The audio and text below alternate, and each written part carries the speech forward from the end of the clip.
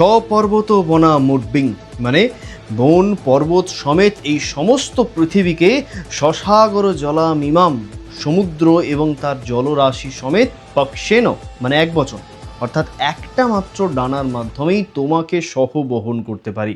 এইরকম মারাত্মক ক্ষমতা আমার আছে।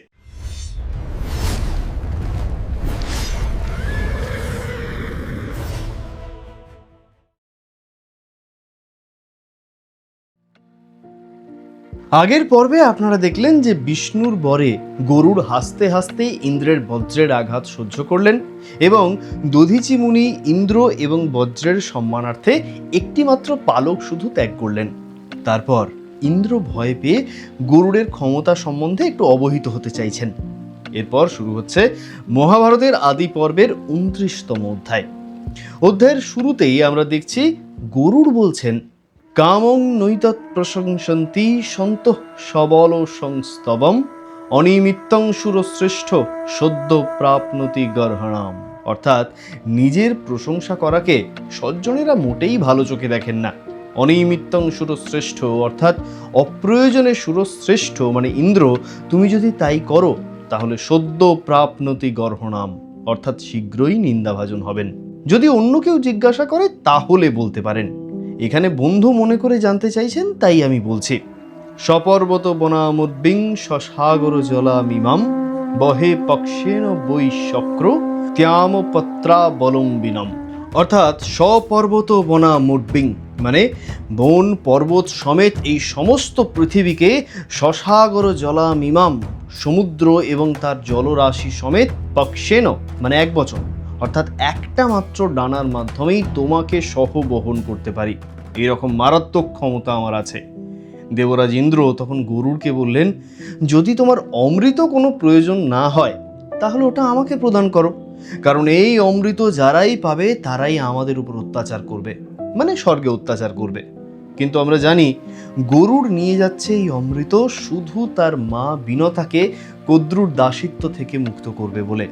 তাই গরুড় দেবরাজকে বললেন, এই অমৃত আমি কাউকে দেব না, আমি এক বিশেষ কারণে এটা নিয়ে যাচ্ছি। তারপর বললেন, যত্রৈ মন্ত সহস্রাক্ষ নিক্ষেপেয়মহং স্বয়ং তমাদায় ততস্তূর্ণং হরেথাস্ত্রিদিবেশ্বর। অর্থাৎ এই অমৃতের পাত্রটি আমি যেখানে রাখবো, তমাদায় তুমি কিন্তু ততস্তূর্ণং মানে শীঘ্র সেখান থেকে হরেথাস্ত্রিদিবেশ্বর, হরেথা যুক্ত ত্রিদিবেশ্বর অর্থাৎ হরণ করবেন হে ত্রিদিবেশ্বর। ইন্দ্র তখন গরুড়ের উপর অত্যন্ত খুশি হয়ে বর দিতে চাইলেন। বর চাইতে গিয়েই গরুড়ের সর্বপ্রথম তার প্রতি সেই সর্পগণের ব্যবহার এবং তার মাতা বিনতার দাসিত্বের কথা স্মরণ করলেন। তিনি বললেন, ইন্দ্র, সমস্ত কার্য আমি নিজেই সম্পাদন করেছি, তাও তোমার নিকট প্রার্থনা করি যে মহাবলবান সর্পগণ আমার খাদ্য হোক। সৌতি বললেন, তথেত্যুক্ত্বা নন্ন গচ্ছত্তং তত দানব সুদন দেব দেবং মহাত্মানং যোগী নামীশ্বরং হরিম। দানব সুদন অর্থাৎ দানবদের বিনাশকারী। এখানে ইন্দ্রের কথা বলা হচ্ছে। অনেক জায়গায় আমরা পাবো যে দানব সুদন শব্দের মধ্যে দিয়ে বিষ্ণু বা কৃষ্ণকে বোঝানো হচ্ছে, কিন্তু এখানে ইন্দ্র। তথেত্যুক্ত্বা তথা যুক্ত ইতি যুক্ত উক্ত্বা অর্থাৎ তাই হোক ইতি উক্ত্বা, এই কথা বলে তিনি সরাসরি যোগী নাম ঈশ্বরং যোগী নাম যুক্ত ঈশ্বর অর্থাৎ যোগীদের ঈশ্বর শ্রী নারায়ণের কাছে চলে গেলেন। যাওয়ার আগে বলে গেলেন, গরুড়, তুমি অমৃত রাখলেই কিন্তু আমি তা হরণ করব। এরপর গরুড় সত্বর তার মাতা বিনতার কাছে চলে গেলেন এবং অত্যন্ত বিনয়ের সঙ্গে বললেন, মা, আমি দেবলোক থেকেই অমৃত আনয়ন করেছি, এরপর কি করতে হবে বলো। বিনতা অত্যন্ত খুশি হয়ে বললেন, তোমার এই কাজে আমি বিশেষ সন্তুষ্ট হয়েছি। অজরশ্চামরশ্চৈব দেবানাং সুপ্রিয় ভব অর্থাৎ তুমি অজর, অমর এবং দেবতাদের প্রিয় ভাজন হও। এরপর গরুড় অত্যন্ত আনন্দিত হয়ে সর্পগণকে বললেন, ইদমান নিতমমৃতং নিক্ষেপ্যামি কুশে শুভ অর্থাৎ তোমাদের জন্য নিয়ে আসা এই অমৃত আমি এখন কুশের উপর রাখবো। তারপর বললেন, তোমরা স্নান করে মাঙ্গলিক চন্দন ধারণ করে এই অমৃত পালন করো, আর তোমরা যা চেয়েছিলে আমি তাই করেছি। অতএব আমার মাতা এখন তোমাদের মাতার দাসত্ব থেকে মুক্ত, তাহাই হোক। এই কথা বলে সর্পগণ স্নান করতে চলে গেলেন। আর এই সুযোগে ইন্দ্র এসে অমৃত নিয়ে স্বর্গে চলে গেলেন। এদিকে সর্পগণ স্নান, জপ, মঙ্গলাচরণ করে অমৃত পান করার জন্য অত্যন্ত আনন্দের সঙ্গে সেই স্থানে উপস্থিত হলেন।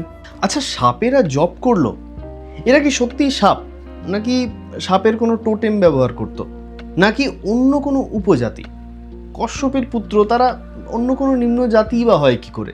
যাই হোক, তারপর সৌতি বললেন, পরস্পর কৃত দ্বেষা সোমপ্রাশন কর্মণি অহং পূর্বমহং পূর্বমিক্ত্বা তে সমাদ্রবণ। অর্থাৎ অমৃত পান করার জন্য তারা পরস্পরের মধ্যে বিদ্বেষ করতে লাগলো। আমি আগে এই বলতে বলতে তারা অমৃতের দিকে এগোতে থাকলো। কিন্তু তারা তো ফিরে এসে অমৃত দেখতে পেলেন না। তারা বুঝতে পারলেন যে নিশ্চয়ই কেউ নিয়ে গেছে এই অমৃত, এবং এই ঘটনা ছল করেই করা হয়েছে। কিন্তু যেহেতু সেই কুশের উপরে অমৃত রাখা ছিল, তারা সেই কুশগুলোকেই চাটতে লাগলো। কুশের ধারে তাদের জীবগুলো দুভাগে ভাগ হয়ে গেল। আর এদিকে গরুড় অত্যন্ত আনন্দের সঙ্গে তার মায়ের সঙ্গে সেই বনে অবস্থান করলো। খিদে পেলে তিনি সাপেদের ভক্ষণ করতেন এবং অন্যান্য পাখিরা তাকে অত্যন্ত সম্মান করতেন। ইমাং কথাং যঃ শৃণুয়ান নর সদা পঠেত বা দ্বিজ গণ মুখ্য সংসদি অসংশয়ং ত্রিদিব মিয়াত সপুণ্য ভাং মহাত্মনা পতগ পতে প্রকৃতনাথ।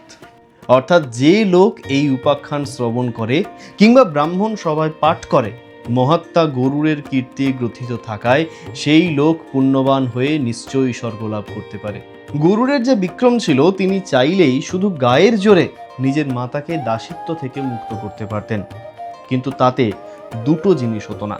প্রথমত, গরুড় যে প্রকৃতই ইন্দ্র অপেক্ষা অধিক বলশালী সেই প্রমাণ হতো না, এবং দ্বিতীয়ত সিস্টেম, সঠিক সিস্টেম বা সঠিক পদ্ধতি না হলে কোনো কাজ সুষ্ঠুভাবে সম্পন্ন হয় না। আমার গুরুদেব অনুরাগ মিত্রের কথা। যাই হোক, এখানেই শেষ হলো আদি পর্বের 29তম অধ্যায়। দেখা হচ্ছে পরের সপ্তাহের সোমবার ঠিক রাত্রি 8টায়। ততদিন ভালো থাকবেন, সুস্থ থাকবেন। শুভরাত্রি। হরে কৃষ্ণ।